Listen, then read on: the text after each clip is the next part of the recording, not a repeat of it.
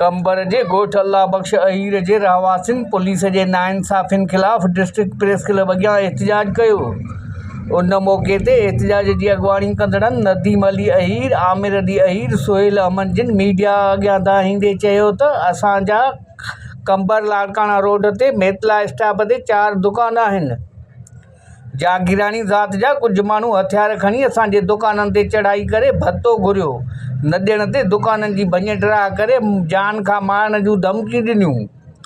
अहिड़ी नाइंसाफ़ीअ जी कंबर जे सिटी थाणे ते ॼाणायल माण्हुनि ते केस दाख़िल करायो त हिननि ॿीहर असां ते हमिलो कयो, पर पुलिस उन्हनि ख़िलाफ़ का बि कार्रवाई न कई आहे।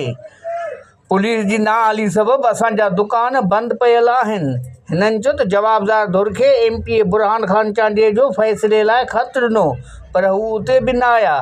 हिननि DIG पुलिस लाड़काणो ऐं SSP कंबर खां मुतालबो कयो त केस में ॼाणायल जवाबदारनि खे गिरफ़्तार कराए असांखे तहफ़ुज़ ॾिनो वञे।